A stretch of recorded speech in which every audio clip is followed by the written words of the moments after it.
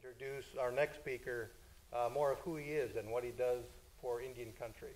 Dave Koch is a very passionate resource manager. Even though that he does work for the Bureau, we won't hold that too much against him. But the support that he shows to tribal resource management programs has been great. And you know that's a character trait of who he is. So, you know, with a brief introduction of who Dave Koch is as a very generous, caring resource manager that cares about management of tribal lands, I want to introduce our next speaker, Dave Koch. I'm not so sure I feel like a champion. I kind of feel like Rocky Balboa at the end of Rocky 1 after being a couple years in D.C. So I'd like to go ahead and thank, first off, the Coquille tribe for sponsoring this, and secondly for ITC for allowing me to pinch hit for Feline Haven.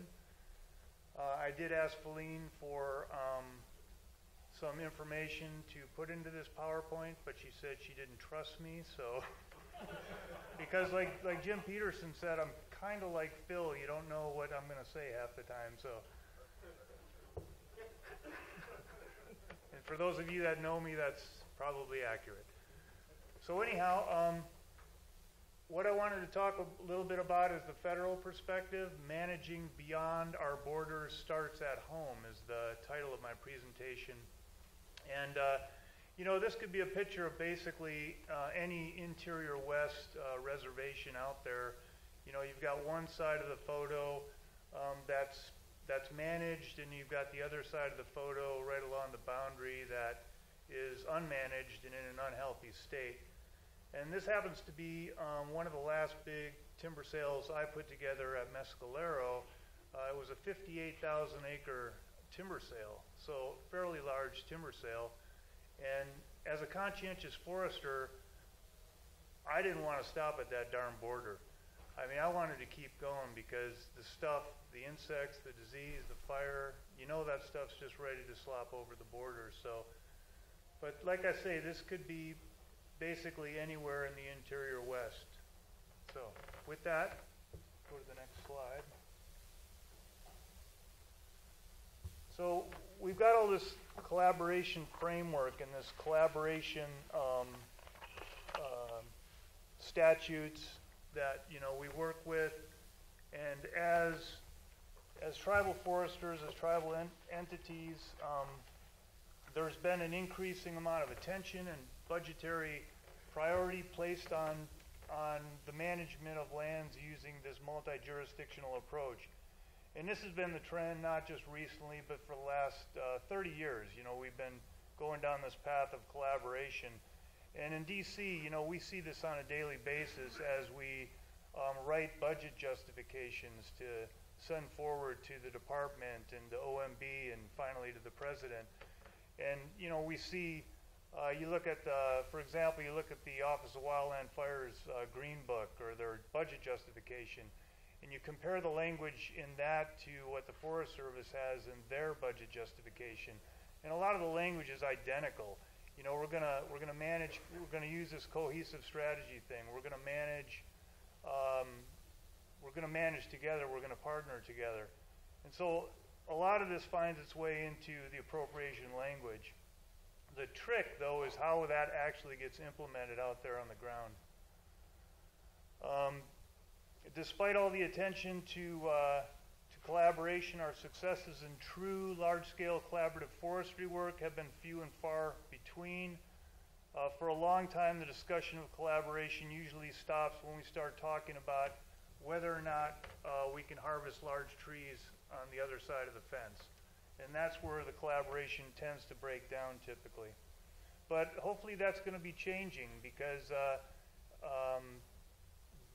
Butch Blazer alluded to legislation that's currently circulating through the House, the Resilient Federal Forestry Act of 2015. It's a bill in the 114th Congress, and hopefully that's going to provide us a little bit more collaborative framework from a statutory side that we can work with.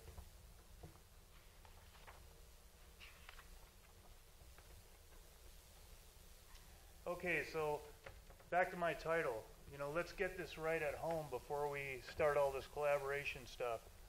As professional foresters, we've all have the luxury to work with a relatively small customer base, that being the tribes. And we have the ability to use basically every tool in the tool book. As silviculturists, as land managers, you know, we can take any tool we want and implement it on the ground commensurate with those tribal goals and objectives. So we have a luxury there to do that. Tribes have the unique advantage over other federally funded land management programs to essentially ignore, you know, those special interest groups that would otherwise serve to stop wise use management of the land. As foresters, we have the ability to actually apply principles and theories contained in John Gordon's textbooks. We can use all those tools. And we're not limited to the treatment of only small diameter vegetation. And, you know, we can't continue this low thinning forever. You know, ever since the National Fire Plan came out, we got a lot of money for fuels management, and we're low thinning all day long. That's not sustainable. I mean, eventually you got to start plugging holes in these stands, do regeneration cuts, and cut some large trees. So our foresters are pragmatic. Although forestry is a science, it's not rocket science. For those of you that have been in this job long enough, it is not rocket science. And in most cases, tribes do a really good job holding complexity creep at bay. And that starts with maintaining a clear vision of how they want to manage the forest and how we train our junior foresters as they enter our ranks. So it's vital that we're always vigilant on the home front to watch out for excessive complexity creep into our programs. We have an allowable cut. I think Gary might have alluded to our allowable harvest level. It currently stands at 750 million board feet, which, interestingly enough, Butch said that the Forest Service's cut is 2.9 billion. So essentially, we're 1/4 of the Forest Service cut, which is pretty amazing because we get 1/4 of that cut on 8 million acres as opposed to the Forest Service on 169 million acres. So it's quite a difference in the, you know, how we view our forest in terms of a productive, sustainable forest.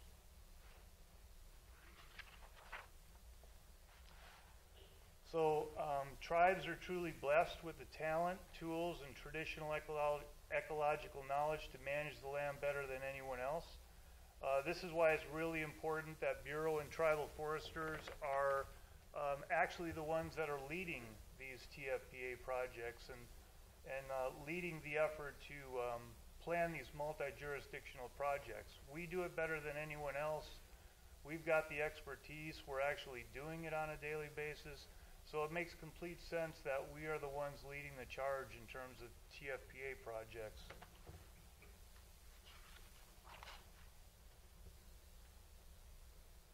So what's all this partnering brought us?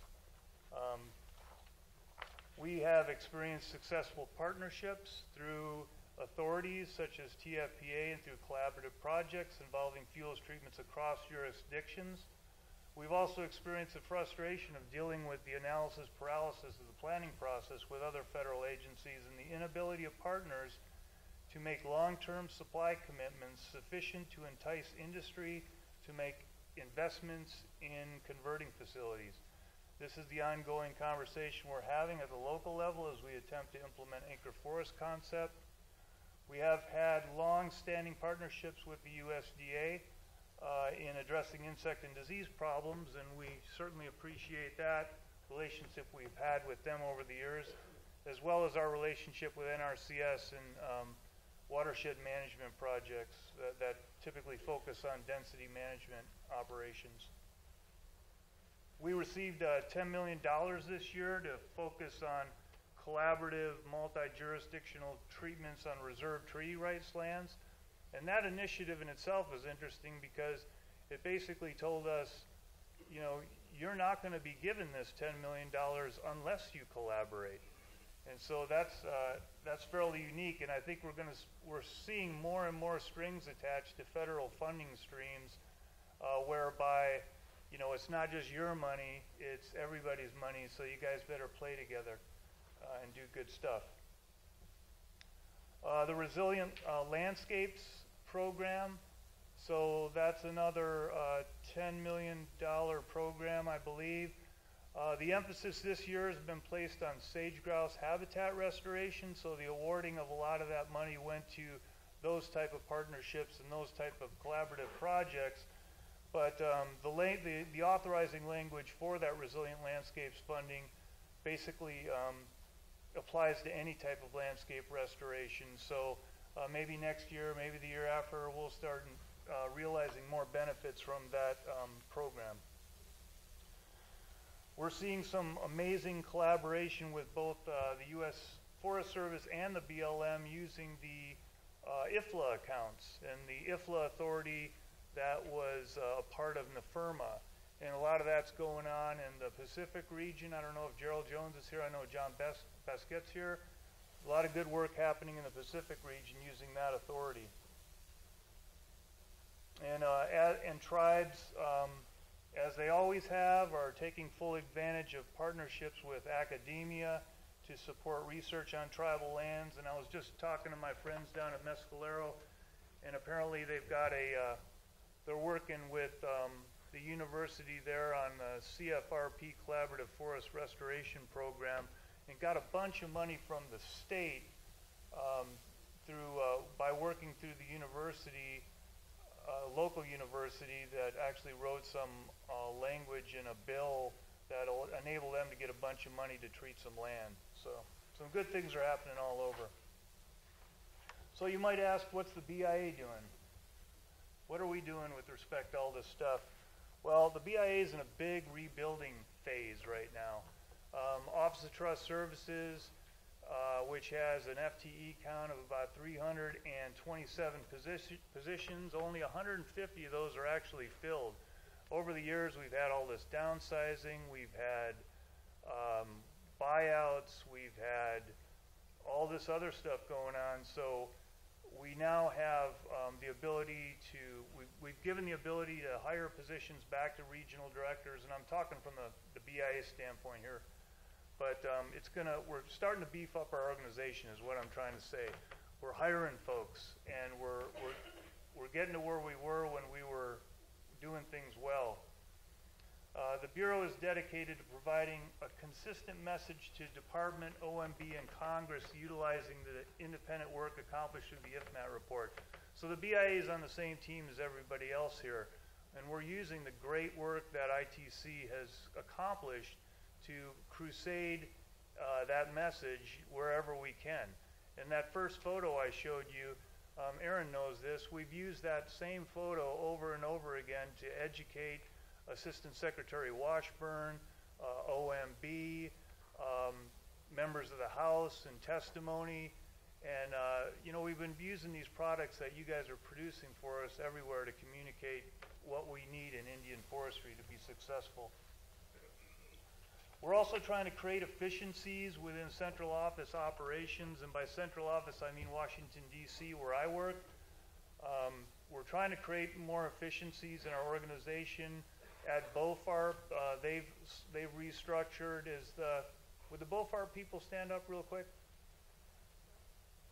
So BOFARP, there's Stacy, and I don't know where Mike's at. There's Mike in the back. BOFARP's all about data, right? And BOFARP does it better than any organization, land management organization in the country. They know how to acquire data. They know how to store data. They know how to manipulate data. They know how to do all these analyses with data. So we're really relying on them to improve our data storage and retrieval capability, and they're doing a lot of good work with respect to some new systems that they're developing there. Also like to recognize the fire folks. Can you guys stand up too? Yeah, you can. Branch of Fire Management. So we got two branches in forestry. We got BOFARP and we got fire. These guys are doing amazing things with the TRM funding. They're standing up a national finance center, basically at NIFC, to help out with all this contracting work and the tribes that are contracted, the invoicing problem we've had over the years, getting timely invoicing completed and tribes reimbursed and that kind of thing. So we continue to support the future workforce is critical. We're sponsoring 45 students now through the BIA Trees Pathways program. So we've actually reorganized and created 45 new FTE for students. So that's a good thing. How am I doing on time? Okay. So what does success look like? So number one, interagency partnership to leverage planning and environmental analysis efforts. In the last ITC meeting I was at, we were talking about some really interesting ways to work with the other agencies and to apply our NEPA standards to other federal agencies and things like that, you know. And so those kind of things are very interesting to look at. Success looks like creating regional forest products industrial capacity throughout the country through interagency supply agreements. It's always been, you know, you get everybody to the table and you get everybody to the table, and at the end of the day, well, how much can you guys supply on an annual basis? Well, we can't commit to that figure. So one of these days, it'll be great if they could commit to a figure. Getting the cutout, getting our own cutout. So right now, we're only at 52% of our AAC, and this is not an AAC that the BIA says that the tribes have. This is the AAC that the tribes said they have in their forest management plans. So let's try to get that cutout. If we're not getting the cutout, we're not treating the acres, we're not getting the land managed, we're not dealing with the insect and disease problems. And let's try to keep our per acre costs low. You know, this complexity creep thing, everybody wants to be a rocket science, and the more rocket scientists we have, the more costly it is to actually get these acres treated. And the treatment of these acres, it's not rocket science, right? It's chainsaws, it's people out there with marking guns, with nail spot, doing the job on the ground. So give me a big yeah for all those ground pounders out there. Yeah, all right. How do we ensure success? So this is critical, and this has been mentioned several times already today. You know, we need to tell that compelling story of Indian forestry. We are doing a darn good job, and we've been doing a darn good job for a long time. So let's keep telling that story. Accurate, you know, this is a DC thing. Accurate and timely performance reporting. We got to have it. It's like pulling teeth, you know, and the regional foresters that are here in the room, they know what I'm talking about. Give us the data. You got to provide what, you know, we're giving you this money for TSI. What are you doing with it? How many acres are you getting done? Are you planting ground? What are you doing? And all this is important because it all gets reported up to Congress. It gets reported to my bosses. It gets reported to everybody. And it justifies our budgets. I mean, if I can prove to folks that, you know, for every additional $1 million we get budget authority for, I can produce X for you, that's a good thing. And the only way I know what that X is going to be is if that data is provided up to us. Okay. And maintaining a strong intertribal timber council is critical. I mean, you guys have done more for Indian forestry. I've seen, you know, I've been in DC now for 3 years. The tribal leadership keep rolling in the door. If we did not have a strong intertribal timber council, we would not have any tribal leadership that really cared that much about forestry. So what ITC does, it's amazingly important to Indian forestry. And then keeping the tribal leadership engaged, and that's one of the roles of ITC is, hey, you know, forestry is important. Forestry is important. Keep doing it. Okay. I think one more. Okay, closing thoughts. So, in summary, you know, since I've been in my position, I've been able to look at a lot of programs, Indian forestry programs throughout the country. And I want to continue to urge everyone, you know, yeah, we want to collaborate. We want to partner. We want to do all this great stuff with our neighbors. But let's make sure we're doing it right at home first. You know, let's make sure we got our ducks in a row at home. Let's make sure we're not allowing excessive complexity into our planning process and our analysis process.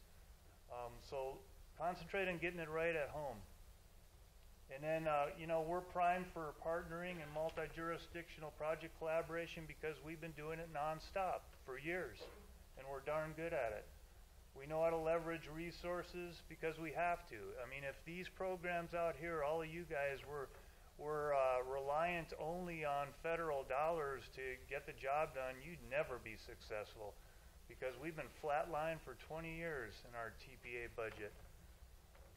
We've got really good pragmatic managers that know how to do the job. We have a forest management legacy in that we've been doing this for centuries, right? Tribes have. And we have a workforce that's totally tied to the land. So with that, I think that's all. I'd like to thank everyone for allowing me this opportunity, and I'll turn it over to Jim.